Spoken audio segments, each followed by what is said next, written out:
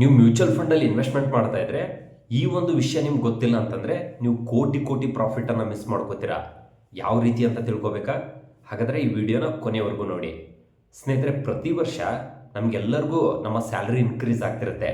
It can be 5%, it can be 10%.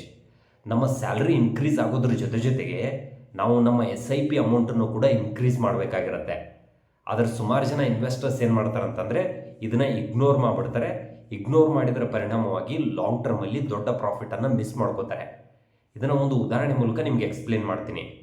Sachin ಮತ್ತು ಸೌರವ್ ಅಂತೇಳಿ ಇಬ್ಬರು ಜನ ಫ್ರೆಂಡ್ಸ್ ಇರ್ತಾರೆ. ಇಬ್ಬರು 10,000 ರೂಪಾಯಿ SIP ಮಾಡಬೇಕಂತ ಪ್ಲ್ಯಾನ್ ಮಾಡ್ತಾರೆ ಫಾರ್ ನೆಕ್ಸ್ಟ್ 20 ಇಯರ್ಸ್. ಸೊ ಇಬ್ಬರು 10,000 ರೂಪಾಯಿ SIPನ ಮಾಡೋದಕ್ಕೆ ಸ್ಟಾರ್ಟ್ ಮಾಡ್ತಾರೆ.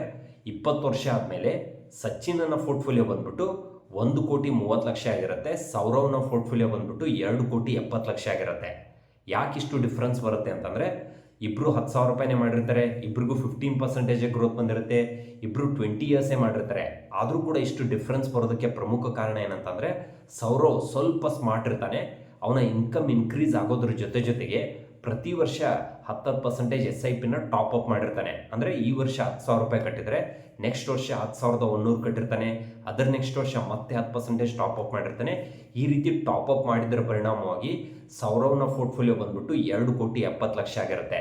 ಸ್ನೇಹಿತರೆ, ನಿಮಗೂ ಕೂಡ ಪ್ರತಿ ವರ್ಷ ನಿಮ್ಮ ಇನ್ಕಮ್ ಇನ್ಕ್ರೀಸ್ ಆಗ್ತಿರುತ್ತೆ. ಇನ್ಕಮ್ ಇನ್ಕ್ರೀಸ್ ಆಗೋದ್ರ ಜೊತೆಗೆ ನೀವು ಮಾಡುವಂಥ ಸಣ್ಣ ಪುಟ್ಟ SIP ಟಾಪ್ ಅಪ್ನು ಕೂಡ ಲಾಂಗ್ ಟರ್ಮಲ್ಲಿ ನಿಮ್ಮ ಪೋರ್ಟ್ಫೋಲಿಯೋ ಮೇಲೆ ದೊಡ್ಡ ಮಟ್ಟದ ಪಾಸಿಟಿವ್ ಇಂಪ್ಯಾಕ್ಟನ್ನು ಕ್ರಿಯೇಟ್ ಮಾಡುತ್ತೆ. ಸ್ನೇಹಿತರೆ, ನೀವು SIP ಟಾಪ್ ಅಪ್ ಮಾಡ್ತಾ ಇದ್ದೀರೋ ಇಲ್ಲೋ ಅನ್ನೋದನ್ನು ತಪ್ಪದೇ ಕಮೆಂಟ್ ಮಾಡಿ ತಿಳಿಸಿ. ಅದರ ಜೊತೆಗೆ ಇದೇ ರೀತಿ ಇಂಟ್ರೆಸ್ಟಿಂಗ್ ಮಾಹಿತಿಗಾಗಿ ತಪ್ಪದೇ ಲೈಕ್ ಮಾಡಿ, ಫಾಲೋ ಮಾಡಿ ಮತ್ತು ಕಮೆಂಟ್ ಮಾಡಿ.